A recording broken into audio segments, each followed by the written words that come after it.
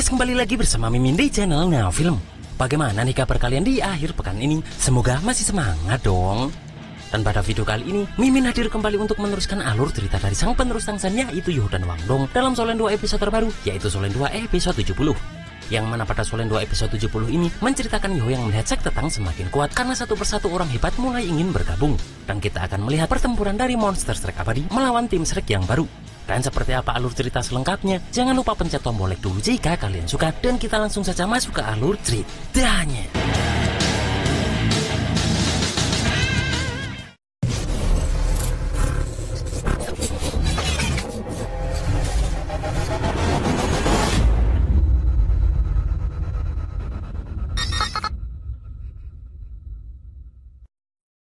Di sini pun Yoh meminta teman-temannya untuk tak meremehkan Ji Juechen dengan menggunakan pedang penghakiman itu. Dan di sini pun Ji Juechen mengeluarkan domain pedangnya yang bernama Kesunyian. Yoh pun merasakan jika pedang penghakiman ini membuat domain Ji Juechen lebih sempurna dan kekuatannya juga semakin meningkat. Dan terlihat Ji Juechen ini mampu terus menekan BB tersebut.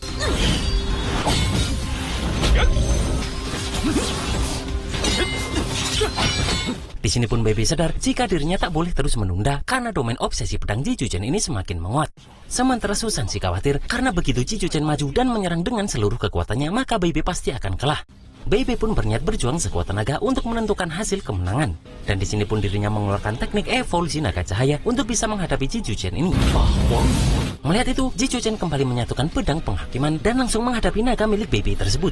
Kemudian pun terlihat ledakan besar karena tabrakan kekuatan besar mereka itu.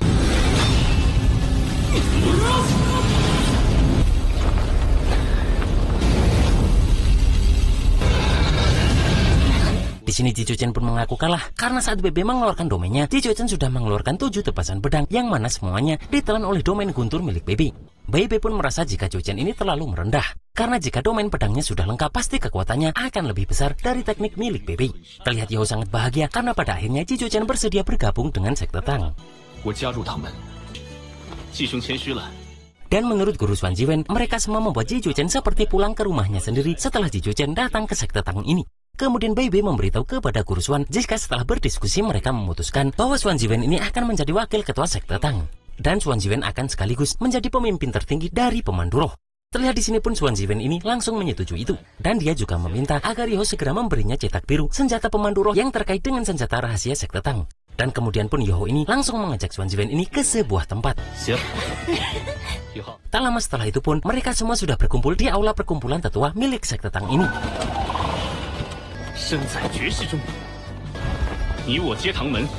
Terlihat Susansi sangat senang karena sekte Tang semakin kuat dari hari ke hari. Di sini pun Xuan Ziwen berkata, pasti Yoh bingung kenapa dirinya bisa tiba-tiba bergabung dengan sekte Tang ini. Namun Yoh yakin jika tampaknya situasi di Kekaisaran Ryu kembali memburuk.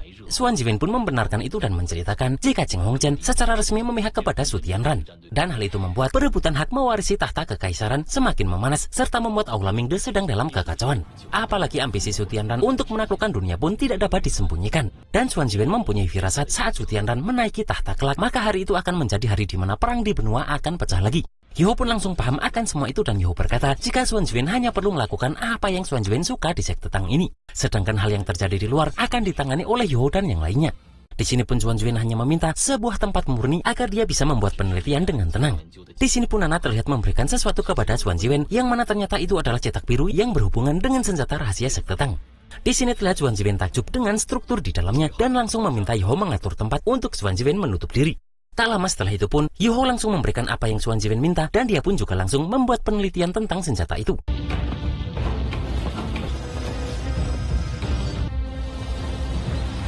Setelah itu Yoh membuat usulan kepada semua tetua Akademi Shrek perihal cara meningkatkan semua murid Akademi Shrek dengan cepat, yaitu dengan cara memperdalam pemahaman Master Roh tentang senjata pemandu roh, dan agar mereka semua bisa menggunakan dan mengeluarkan kekuatan sebenarnya dari alat pemandu roh ini. Di sini Yoh menjelaskan alat yang dipegang Guru Cai, yaitu sinar pemandu roh yang ditingkatkan, yang membuat kesulitan dalam mengoperasikannya berkurang dan kekuatan serangannya meningkat menjadi 1,5 kali lipat. Di sini Guru Cai langsung mengerti maksud Yoh karena senjata pemandu roh adalah benda asing bagi para Master Roh. Dan jika mereka ingin menjadi benar-benar kuat, maka para Master Roh Akademi Shrek harus dilatih baik dari internal maupun eksternal.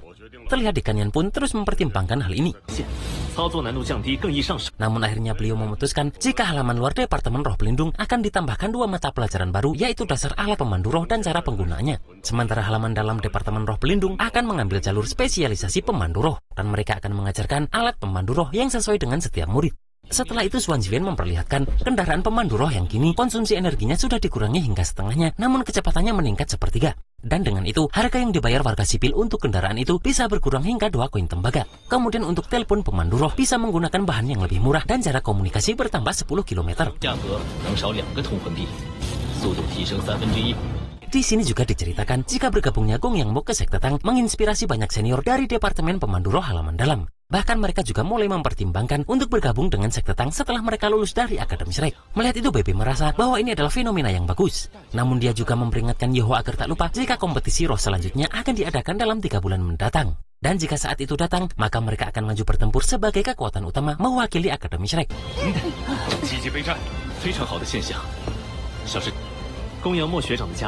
Di sini pun terlihat jika sekte Tang kini semakin maju dan semakin banyak yang bergabung.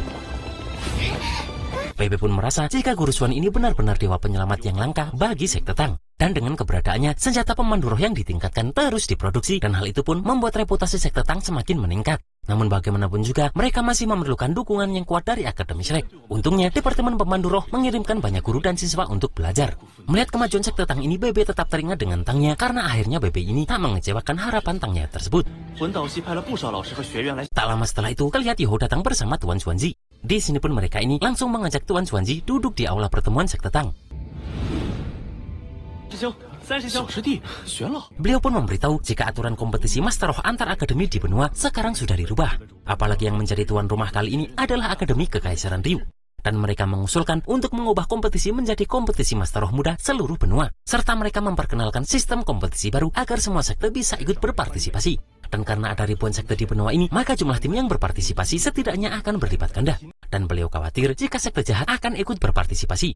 Di sini pun Bebe merasa akan semakin sulit bagi mereka untuk menjadi juara. Kemudian Bebe bertanya apakah Tuan Xuanzi meminta mereka agar secepatnya meningkatkan kekuatan mereka. Namun Tuan Xuan sudah sangat percaya pada 7 monster Shrek ini, tak peduli apapun kesulitannya. Dan meski aturan kompetisi sekarang agak menyulitkan bagi akademi, namun itu bukanlah hal yang buruk bagi mereka semua. Karena mereka bertuju sama-sama dari sekte Tang.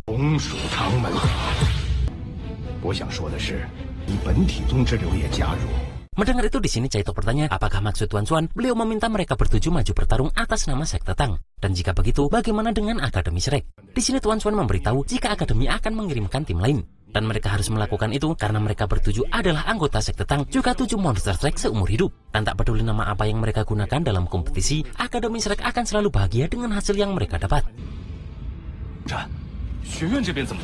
Terlihat di sini pun anggota monster Shrek menyetujui hal itu. Dan Bebe yang adalah kapten dari Monster Shrek berkata jika mereka sudah memutuskan dengan suara bulat bahwa mereka akan maju bertarung atas nama sekte Tang. Dan meski keputusan ini mengandung keegoisan dari Bebe, namun Bebe ingin Tang yang melihat semuanya jika sekte Tang menang dalam kompetisi nanti.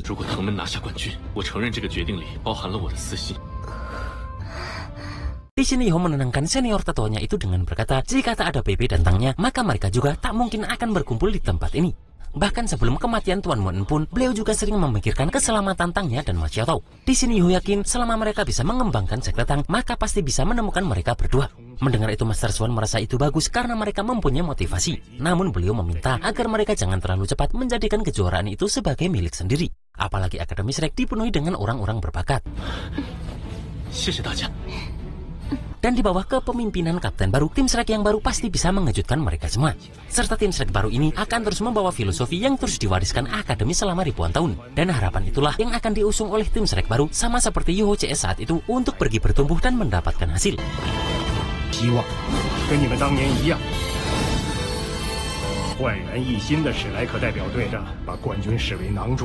Setelah itu pun Dekanyan membuat sparring antara tim Shrek baru dengan sekte Tang untuk bertukar ilmu. Dan terlihat pertarungan pertama dilakukan oleh Caito menghadapi Jiuer. Terlihat Caito ini terus menggunakan alat pemandu rohnya untuk menghadapi Wang Jiuer ini.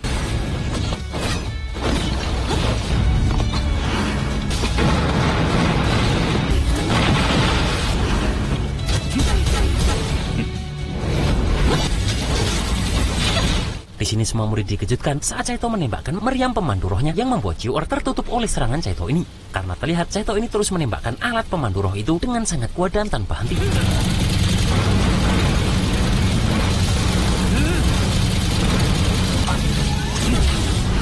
Saat Caito berhenti, di sini pun Susanshi merasa bahwa Caito sudah menang. Namun ternyata Jiuer masih bisa bertahan dan berbalik menyerang Caito ini. Terlihat di sini, Caito sudah memasang peledak pemandu roh untuk menjebak Wang Jiuer ini. Namun master roh penyerang terkuat seperti Jiuer ini tak begitu saja mudah dikalahkan dan diam-diam menyerang Caito ini. Di sini pun Caito ini kembali menggunakan tameng pemandu rohnya untuk berlindung dari serangan Jiuer tersebut. Namun tameng itu seketika hancur karena tak kuat menahan tombak Jiuer tersebut. Di sini pun Caito mengakui bahwa dirinya kalah. Dan karena itu, pertandingan pertukaran ilmu di babak pertama ini berhasil dimenangkan oleh tim Shrek baru. Terlihat Hua Bin tak terima saat Ning Tian mengatakan bahwa kapten mereka ini sangatlah kuat. Kemudian Caito mengaku kepada teman-temannya bahwa kapten dari tim Shrek yang baru ini memanglah kuat. Di sini Susanshi berniat maju selanjutnya melihat Dong-er belum pulih setelah bertarung 1 lawan 4 kemarin. Namun Bebe menahan Susanshi ini dan meminta Yoho yang maju.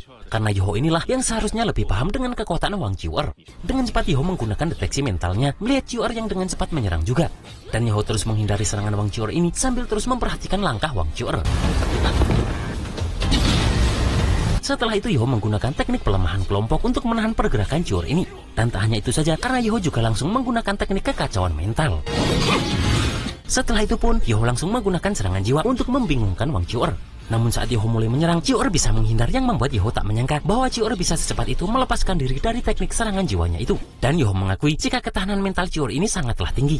Kemudian pun Yoho langsung mengadu hantamannya kepada Jiuer ini. Namun Susanshi mengatakan bahwa kekuatan naga emas tak bisa diremehkan begitu saja.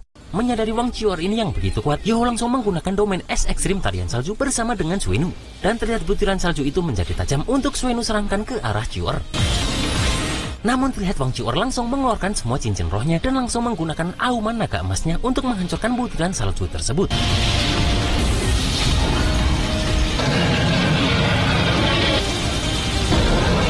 Kemudian Jiuer langsung menyerang Yoho setelah menyadari Yoho berada di belakangnya. Namun dengan cepat Yoho membekukan tangan Jiuer dan langsung menggunakan teknik tinju Raja Langit ke arah Jiuer. Setelah itu Jiuer mengakui kekalahannya karena jika telapak Yoho ini mengenai titik vitalnya, maka yang membeku bukan hanya satu tangannya saja. Kemudian Jiuer meminta kepada dekannya untuk mengakhiri pertukaran ilmu hari ini sampai di sini saja. Karena Jiuer ingin memimpin anggota tim untuk melanjutkan latihan. Susanshi pun mengakui jika Yoho ini sekarang selangkah lebih hebat. Namun Yoho malah terfokus dengan Jiuer yang sebenarnya dia hampir membuka domain milik Yoho barusan. Tak lama setelah itu Yoho dikejutkan karena ada suara dari dalam lautan spiritualnya. Dan Yoho langsung masuk ke dalamnya karena ternyata Tianmeng sudah terbangun dari tidur panjangnya. Dan setelah setengah tahun Tianmeng tertidur, Yoho takut tak akan melihatnya lagi. Namun dengan pede Tianmeng meminta agar Yoho tak lupa jika Tianmeng ini adalah binatang roh berusia 1 juta tahun. Serta di sini Tianmeng yang sudah mengetahui semuanya meminta Yoho mencoba kontrak jiwa kepada Tianmeng ini.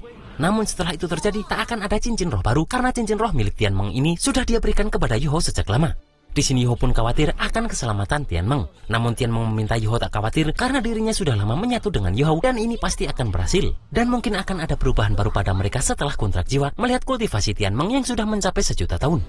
Mendengar semua itu, Yoho langsung melakukan proses kontrak jiwa kepada Tianmeng ini. Dan perlahan dia melakukan hal yang sama seperti kemarin saat Yoho berusaha membuat kontrak jiwa dengan binatang Yin Ying.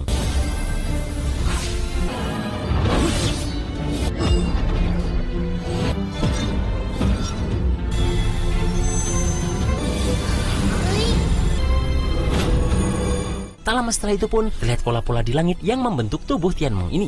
Dan tak butuh waktu lama untuk Yoho berhasil dalam kontrak jiwa dengan Tianmeng ini.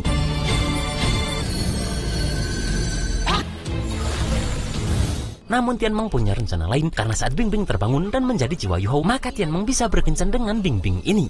Aduh, dasar Tianmeng.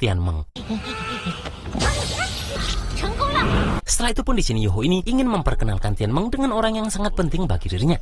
Malam pun tiba dan Yoho berniat memberi kejutan kepada Dong-er ini. Yoho pun meminta Dong-er menutup mata dan tak boleh mengintip sedikit pun. Setelah sampai tempat yang dituju, Yoho pun mempersilahkan Dong-er untuk membuka matanya. Dan di sini Dong-er pertama kali melihat bentuk Tianmeng dengan pola-pola emas di tubuhnya.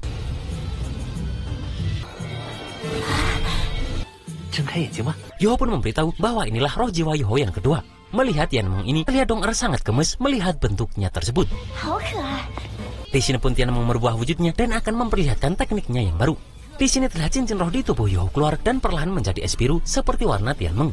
Dan Tianmeng memberitahu jika ini dinamakan tameng refleksi kehidupan, yang mana itu bisa memantulkan kembali semua serangan fisik dan mental.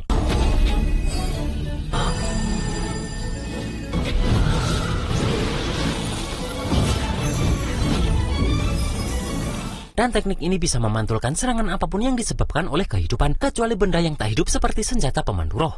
Di sini pun Yoho bertanya apakah teknik ini tak berpengaruh apapun pada Tianmeng. Dan Tianmeng menjawab jika dirinya tak selemah itu. Terlihat di sini Suini pun langsung menghantam tameng tersebut. Dan Tianmeng yang kesakitan memberitahu jika semakin kuat lawan Yoho, maka akan semakin kuat pula Yoho ini. Namun efek pembalikannya akan semakin buruk. Dan setelah teknik ini digunakan, butuh 3 bulan agar Yoho bisa menggunakan kembali. Namun saat kekuatan roh Yoho meningkat, tak hanya efek pembalikannya saja yang ditingkatkan, namun waktu pemulihannya juga akan semakin dipersingkat. Dong-er pun merasa bahwa itu sangatlah hebat. Namun tiba-tiba dia pingsan yang membuat Yoho sangat khawatir. Dong-er,你怎么了Dong-er? Dong-er, Dong-er. Dan pada Solen 2 episode 71, Yoho akan berusaha sekuat tenaga mencari obat agar Dong-er bisa disembuhkan apapun bahayanya. Dan Yoho akan sampai di tempat yang sama dengan Tang San saat menghidupkan Xiaowu, yaitu mata air api dan es.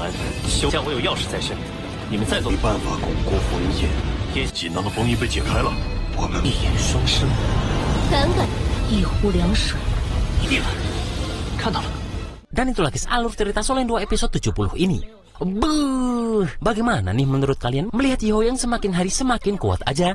Apalagi nih, Tianmeng sekarang sudah bisa dilihat banyak orang.